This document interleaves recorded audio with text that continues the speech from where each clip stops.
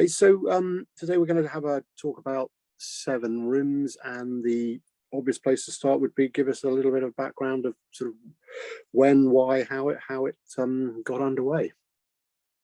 Sure, absolutely. So SevenRooms was founded in 2011 by myself and two of my co-founders in New York City. And when we first set out to build a company and started speaking with hospitality operators, what we soon and quickly realized was that the very ingredient you need to provide great hospitality, which is understanding your guests and your customer, was missing from the systems and technology that were in place at that time. And so this simple idea of guest data, understanding who your guests are through data, capturing it and owning that and using that in a positive way for the restaurant operator, that was something that didn't really exist at that time. And so, over the last 10 years, we've built out a technology platform with SevenRooms that we call a guest experience and retention platform. And what that really means and boils down to is that we are a system that helps restaurateurs and operators in hospitality businesses capture and own their guest data and then action it into positive outcomes for the restaurant. So helping them provide a personalized experience to those guests and helping them bring those guests back to the restaurant and make them loyal customers. And so today, SevenRooms is a global company. We're active in over 250 cities across the world. We book over 3 million diners a month to the platform and growing very rapidly. And of course, we've got a fairly large and fast-growing presence in the United Kingdom. Okay, and in terms of how the platform works, I mean, you mentioned the customer data. That's the sort of raw ingredient, and you use that for personalization, and you achieve that with automation. Can you just explain the sort of those three ingredients, how they interact to make the platform work? Sure.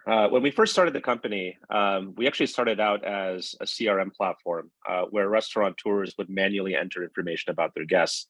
What we quickly realized is that with all the chaos that exists inside of a restaurant operation, guests are coming in all the time. There's lines outside the door. People are getting sad. The kitchen is busy. It's not really an environment in which you can staff someone in the restaurant to input data manually into a CRM system. And so when we started building the technology, we realized that we had to combine CRM with operational tools. And those operational tools are the vehicles by which we can collect information. So as you're booking a reservation or joining a wait list or placing an online order, you are consenting and opting into providing information about yourself so that the restaurant can provide a better experience to you. On the back end, we have integrations with all types of different technology partners in the restaurant tech stack that allow us to capture additional information. So for example, if Philip comes to the restaurant and sits down, we'll actually capture information about what you've ordered, what you've spent, and we use that to help the restaurant understand what your preferences are.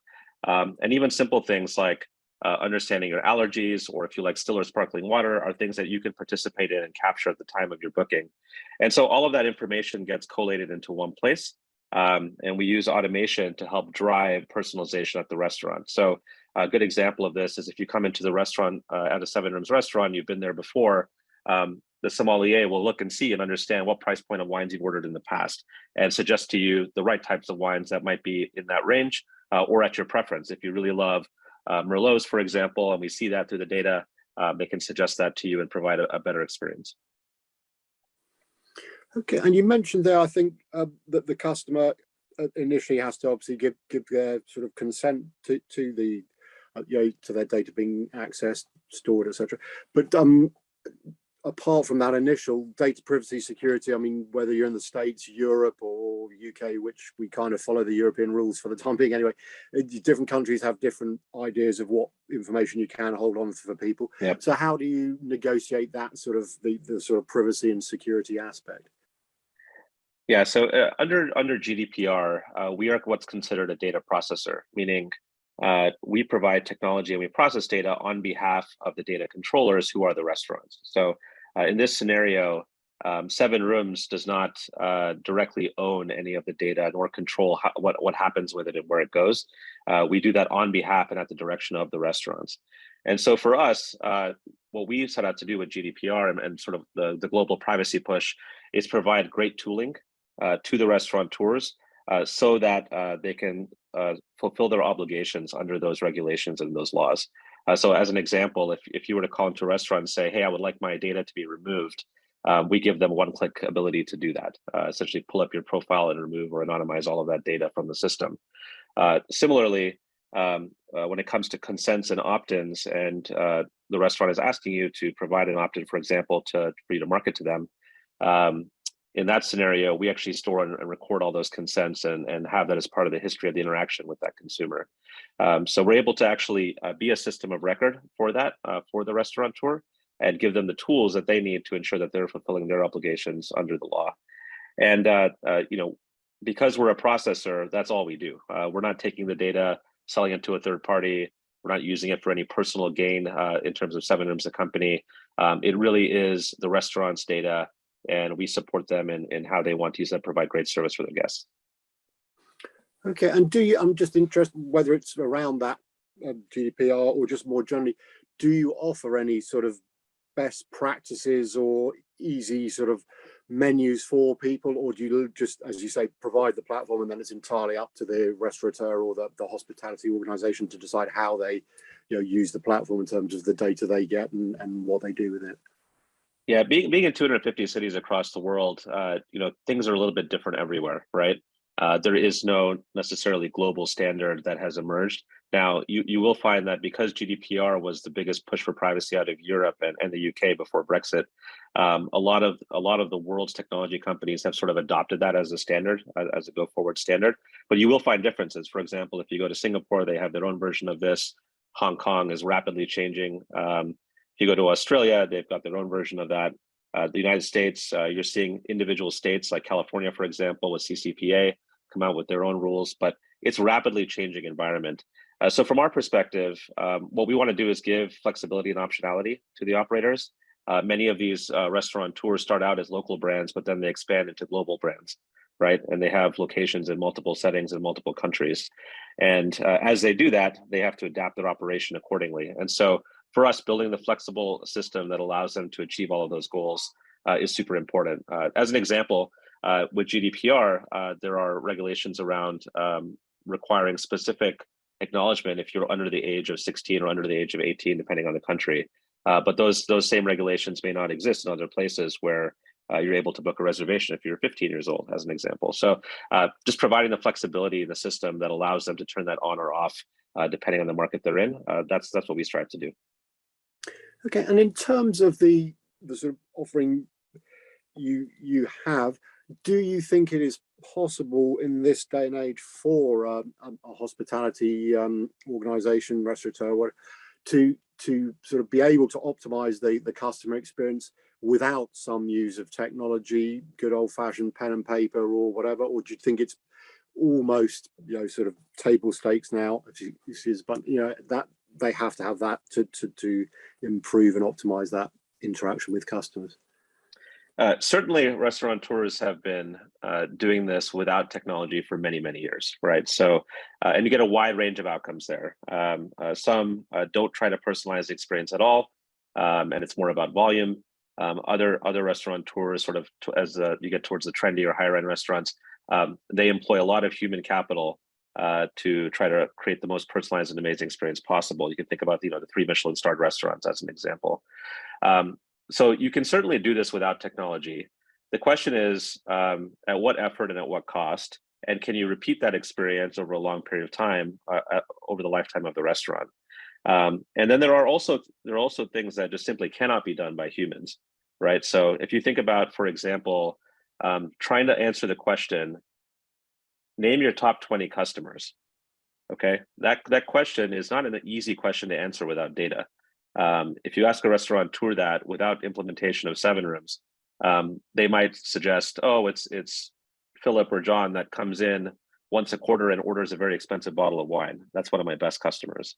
Or it could be somebody else who comes in every Wednesday like clockwork and never misses lunch. That's one of my best customers. But without data, it's really a gut check, right? And once you introduce data into the equation, you can ask a lot more sophisticated questions like, is my best customer someone who purchases the highest margin menu items? Is my best customer someone who has recency and frequency, and I know that they're going to be coming in and spending a certain amount on average every single week, week over week? Or is my best customer the person who comes in and orders a certain menu item, and knowing that they like that menu item, will come back for a third, fourth, and fifth visit? This is a kind of analysis that restaurant staff don't have the time to do.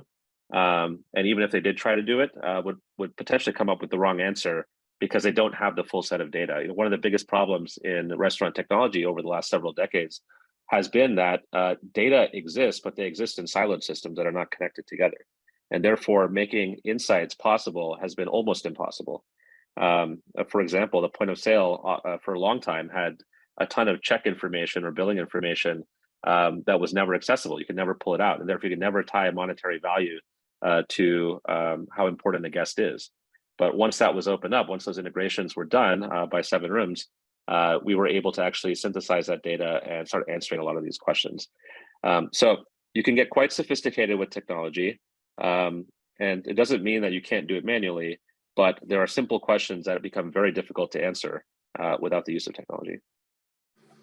And in terms of where sort of digital customer experience, particularly in this sector, is, I mean, are we still in relatively early days in terms of organizations understanding and implementing its potential, or is it quite mature? I mean, how would you characterize the market at the moment? I would definitely say that we are still in the early days. I think there is a long runway for the digitization of the restaurant and understanding both operations, marketing, and the guest's role in that ecosystem. Just to give you a couple of quick examples, until we came around, you could check into an amazing hotel at the front desk, go to your room and get a handwritten note by the manager welcoming you with a fruit basket, and then walk down to the restaurant and they have no idea who you are or even that you're staying at the hotel, right? And that's because the restaurant technology system didn't speak with the hotel property management system, which is something that we've solved. Another example is you go to a restaurant in one location and then you go to a sister property in another location, and they don't know that you're a VIP at the other location. And that's because those two locations' data sets don't talk to each other, right? So when I think about it, the third example is if you're doing online ordering. With COVID, there was so much online ordering, pickup and delivery that was done. But those systems that process online ordering don't talk to the systems when you come in and book a reservation for a restaurant. So they don't know that you're a strong off-premise customer and that they should treat you well when you become an on-premise customer. So these are all just examples of where we still have data silos. There are still systems out there that don't talk.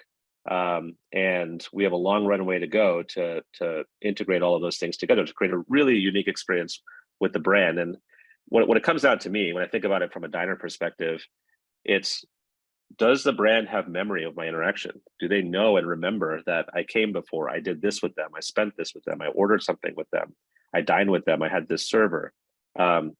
Is there memory in that interaction? So when I come back again, that it's remembered that happened, right? That's the basis of personalization. That's the basis of creating a great experience and making you feel welcome and special. And just to understand, and if I'm right, so your platform therefore sort of sits above some of those systems you just mentioned and extracts all the data to join it up. You're not in the business of necessarily replacing different systems, but I say getting all that information together in one place and interrogating it to come up with these kind of information that can improve the customer experience. Yeah, the answer is actually both. So for some systems, we are the system of record. We are the primary system that's being used. If we're not the system of record for that particular product, then we will integrate with other systems and actually pull the data in as you suggest. But the key is, because we are a CRM at the core, we can capture all of that information in one place. And that really gives us a 360-degree view of what's happening. And just in terms of the potential, you say it's in the sort of in its infancy, is that because the technology is new and people haven't discovered it, tried it, and got confident in it? Are people reluctant? You know, again, I could imagine someone who's been running a restaurant for 15, 20 years might think they know everything there is to know about their customers, and therefore when someone says, "Hey, try this system," they go, "Well, why would I need that?" So what reasons are there behind the, I won't say slow uptake because it's early days, but what have people still got to understand before it gains momentum, if you like? I would say prior to COVID, it's exactly what you said, which is there's a lot of restaurant operators that have been successful running their businesses for many, many years, and are sort of risk averse in a way. They're not really looking for change. You think about the restaurant environment being chaotic, a live environment per se, where things are happening second by second. You don't have time to learn a new technology in that environment, right? You don't have time to wrestle with something if it's not configured correctly or not working right, so on and so forth. So there's always this aversion to risk and change that's been present in the hospitality industry. Now, what's changed that has really, really changed the landscape is a few things. Number one, the margins have actually become slimmer for restaurateurs, right? Labor costs have gone up, food costs have gone up. Now we have inflation. There's labor shortages today. All of those things have created margin compression. And with margin compression, you're looking for ways to save money. You're looking for ways to make more profit. You're looking for ways to increase revenue. Often the solution to that question is through technology. The second thing is that because of COVID, where restaurants have gone through one of the worst operational experiences in the history of restaurants, they've all come out of that sort of understanding that if I have half my staff and I have to switch quickly between online ordering, pickup, and delivery when we have lockdowns, and then go back to dine-in immediately and fill the kitchen again, being that agile in that environment, it's very difficult to do without great technology. It's really hard to do. A really good example here is a lot of restaurateurs have leveraged third-party marketplaces to acquire their customers, right? So you think about the booking platforms that are available out there, the online ordering platforms that are available out there. All of those platforms charge commissions to send guests to the restaurant. During COVID, when you had to switch directly to online ordering and pickup and delivery, a lot of those customers came in through those channels. But then when they switched back to dine in and they had to bring those guests back, they didn't have access to that data because it wasn't theirs. It belonged to the third-party marketplaces. So how do you be agile in that environment when you don't even have access to your own guest data and know who your guests are, right? So that's really where now after COVID, because of all of these different forces, restaurateurs are more open to technology than they've ever been. They're starting to understand that to survive in these types of environments, they need technology. It's not a nice to have, it's a need to have. And SevenRooms, we've been sort of preaching this from the hilltops for over a decade, but I think now it's sort of the education about why this is important has sort of happened naturally in the last 2 years. And in terms of the customer uptake, I think I saw on the website, for example, you got a reference story about Harrods, which I suspect is a familiar name to most folks. Are you able just to give us one or two examples, whether it's them or others, as to how you got engaged with customers and what you've maybe helped them achieve? Yeah, absolutely. So Harrods is a really interesting one. All 14 of their outlets are using SevenRooms, and what that really means is that they have ownership and access to the full suite of guest data, and they're using that to provide personalized and seamless experience to all of their guests. So that can be everything from bespoke communications to those individuals, tailor-made offers to them that include their favorite dishes, drinks, and consideration for their dietary requirements. It's guest recognition, so when they show up at those outlets, they actually understand who that person is and that they've seen them before. And they do that across all of their locations. We've also got some great success with hotel brands as well. So we're also working with Hilton Manchester, Deansgate. Over the last couple of years, they've seen a 90% increase in average guest spend as a result of partnering with us. They've seen over 120K of incremental revenue generated via prepaid reservation upgrades. And they've been able to manage their no-show and cancellation policy a lot more effectively with automation. As well. Interestingly, they've also added in the reservation booking flow for the restaurant the ability to upgrade and buy hotel rooms. So they've actually sold a number of hotel rooms, for example, for their Valentine's Day special. So they're using the platform in sort of all the different ways that we sort of advocate for from a best practice standpoint. And they're seeing the results in terms of hard dollars and cents or hard pounds and cents. Okay, and in terms of SevenRooms yourself, the roadmap, I mean, there's perhaps two parts to this. One is just the logistics of where you currently have, presence, office, and what you're looking to do, and maybe also develop the technology. But I'm also intrigued.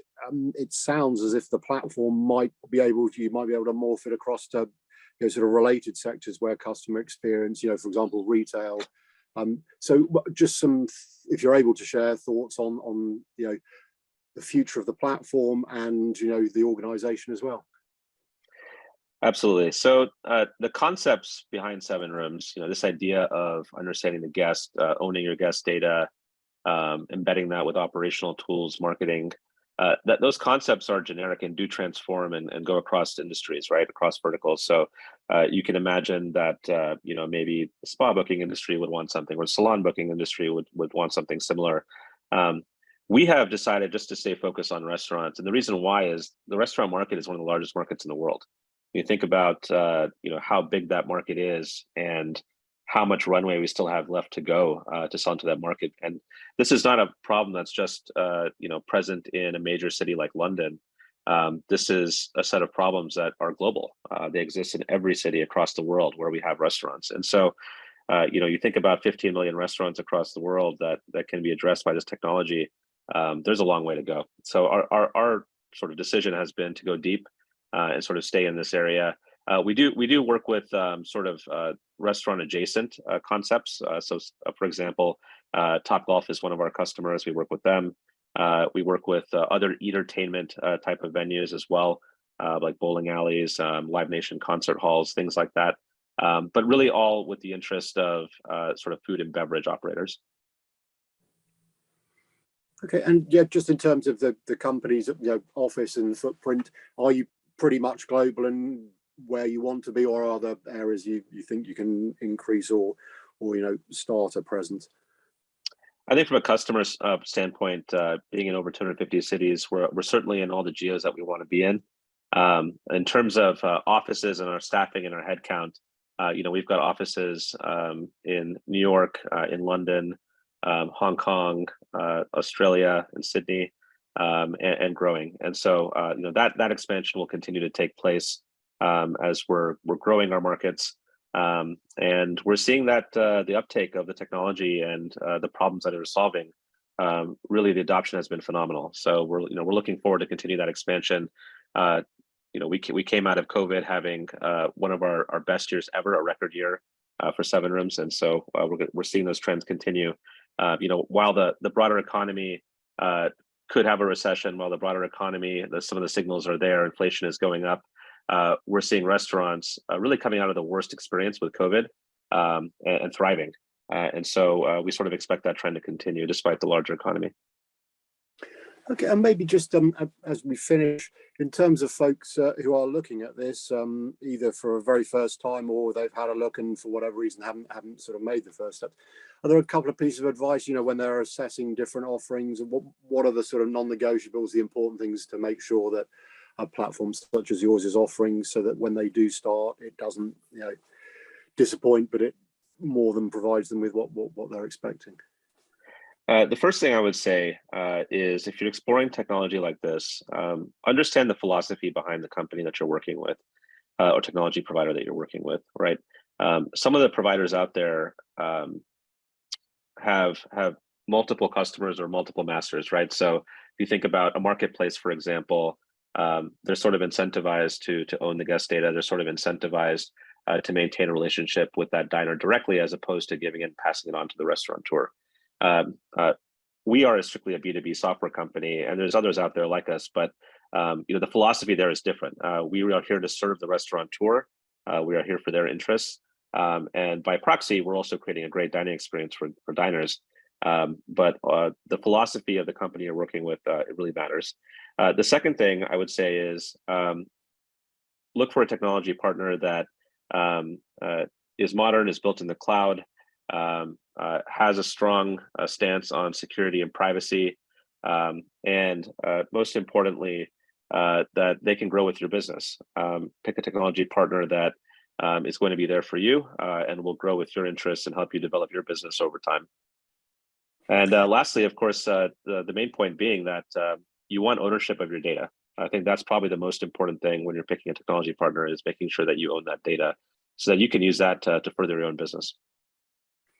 And in terms, you provide the platform, but I guess there's still the missing bit is that the restaurateur has to be committed and understand, if you like, what to do, turn the data into information, actionable information. Do you sort of assist or give them, some, because I imagine some of them, think, hey, I've got this platform, and then they think, well, hang about, what am I, I've got all this data, what do I, so do you help them sort of process, or is it some of that automated? How do you assist them with, getting to that, the ultimate stage where they're actually making decisions themselves based on the platform, and, for the good of the business? When restaurateurs partner with SevenRooms, it's not just us giving the technology and say, go have at it. We have a customer success and support team that truly tailors the onboarding experience for each individual location and brand. Understanding what their goals are, what are they trying to achieve by implementing the software, and then making sure that we set up the software in a way that's going to allow them to do that. The really nice thing is, once the onboarding is complete, it really is seamless. The restaurant staff, the servers, the hosts, the managers, the GMs, they don't have to do anything terribly different than they're doing today. Just by using the system, the data is automatically collected, and the profiles are built automatically. We have all the integrations in place, all the data feeds in automatically. There's nothing extra to do there. And over time, as that data set grows, we can start to do things like segment the customers in different ways, like understand who's a wine lover, and let's invite them to the wine event. Those types of things are automatically built in the platform. They come out of the box day one. Now, as the operators get more sophisticated, they learn how to use the platform in different ways. There's an infinite amount of tunability and the ability to customize for their brand and really achieve specific goals and targets that they have in mind. So it really is a crawl, walk, run approach with the platform. If you did nothing, you'd still get a massive uplift. But the operators that decide to invest in the platform with their staff and the training, they will obviously get the most out of it. Okay, well, it's been really great to chat to you today, Kinesh. So I appreciate your time, and thank you very much indeed. Thank you. Thank you. Cheers.